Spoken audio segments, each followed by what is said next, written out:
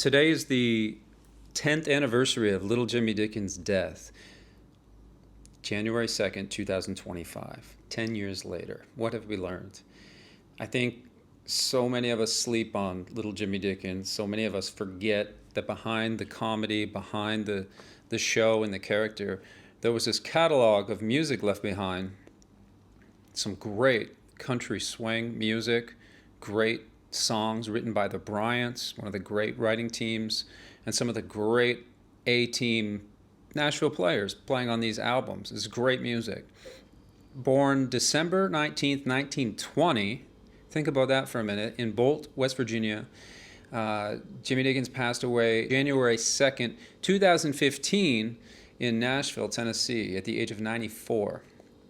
And he was 4'10", so he was a very short man, and he actually made himself look even shorter. He exaggerated his appearance by wearing this oversized cowboy hat and an oversized jumbo acoustic guitar. It must have been the biggest jumbo guitar that he could have got. What was it that he played? I feel like it might have been a Gibson that he played, and I could be wrong about that. He was a member of the Grand Ole Opry for 67 years. I can't imagine that's ever going to be beaten by anyone. He was a member of the Grand Ole Opry for so long, he joined the Opry before Hank even sang Lovesick Blues on the Opry. I mean, this is like way back in history books of country music, this moment. This man, this story, this character that is Little Jimmy Dickens. And in fact, he was one of the last, he had to be the last living person alive who had performed and toured with Hank. He even famously went overseas with Hank. The one time that Hank went to Europe with a group of the other Opry members, they did a country package show over there.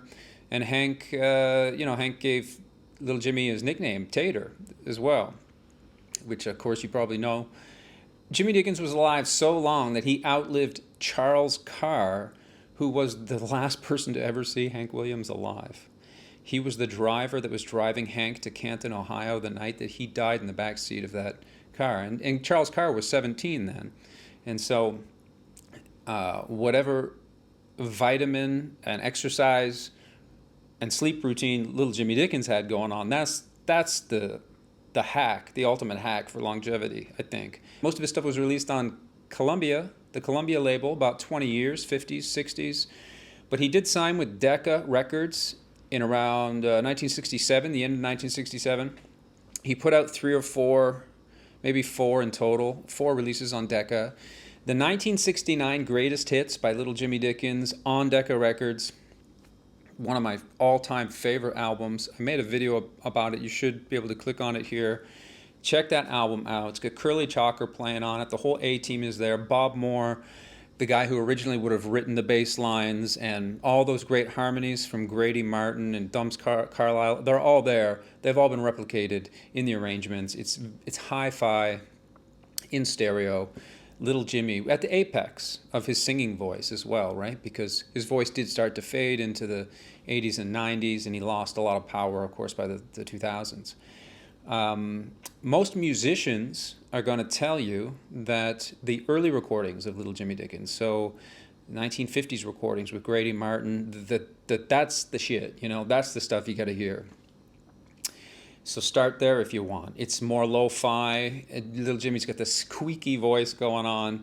It's a little too corny for me, but look, generally speaking, those records that he made in the 1950s, they influenced and inspired a whole generation of musicians in Nashville who grew up in the 60s and 70s listening to those records. So when you think of Vince Gill and all the Marty Stewart and his band, they all would have grown up listening to those records.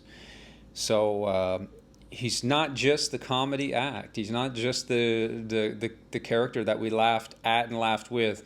He actually had a pretty heavy-duty, solid career in music as well.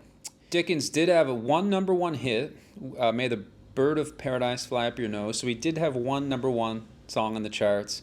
Many of his other tunes that were written by the Bryants, they charted as well. I don't know how high, but there's some great songs in there. Sleeping at the Foot of the Bed, Take an Old Cold Tater and Wait, Country Boy, great, great songs. His career was in the heyday of classic country music, the great years, 50s, 60s, 70s, 80s. He was around, he was recording, touring, so he lived so long that he even lived long enough to do duets with Brad Paisley and Carrie Underwood. I mean, the guy hung around for a long-ass time. And he had three things going for him. From a historical musical perspective, I think, right? He had the band. So he called his band the Country Boys. And everybody had a band back in the day. Try to wrap your head around this if you can. Back in the day, Ernest Tubb, Ray Price, they all had their own band. The Texas Troubadours, the Drifting Cowboys, the Cherokee Cowboys, the Country Deputies. And Jimmy Dickens had his band that was called the Country Boys. And these bands were so great, they were so popular with audiences and so recognizable that they made their own instrumental albums, no singing, and they sold these records at live concerts. They could literally tour on their own without the star of the band, the singer, on occasion, if they wanted to. I mean, that's how popular real music used to be. Imagine if Sam Hunt's band put out an instrumental album in 2000. I mean, is anybody going to buy that? Is anybody going to listen to that? There's not only would there be no reason to make an instrumental album, there would be no market for it. Not to pick on anyone in particular, but no one has the attention span to sit and listen to instrumental country western swing music anymore. Like, forget about it. And unless it's you or I, no one's going to listen to that. But there was a time, and Jimmy Dickens had one of those great bands. Buddy Emmons, as far as I know, Buddy Emmons played in the band for a while. Of course, Grady Martin is associated with him, Bob Moore, Thumbs Carlisle, this legendary, historic Nashville super biggers, right? The second thing Little Jimmy had going for him was the writing. He had writing for him almost exclusively for about 15 years, the Bryants, Boudreaux and Felice Bryant, the very famous writing couple. They were even featured in Ken Burns' country documentary. They did a nice segment on them, and they wrote just some killer classic country songs. And they were writing exclusively for Little Jimmy, it seemed like, for a period of almost a decade. Great songs, interesting songs, subversive songs, just really great stuff. And the third thing that he had was the humor. You know, obviously he was gifted with the look of humor, but he also had that ability. Is pretty corny stuff, right? Looking back on it, it's corny. It was probably even corny at the time. But yeah, he did have that sense of humor, which is, you know, a great novelty. It was a great asset for him to have in his career because of how much time he spent on camera, on the Grand Ole Opry, on air. That was a part of country music a long time ago. We don't really have that so much now. One or two performers, maybe like Larry the Cable Guy, puts out a CD of music or something, but it's not really a thing anymore. It's a little outdated. It's a little bit of an outdated style, and maybe there's no market for it either. But he had that. In fact, let's end on this.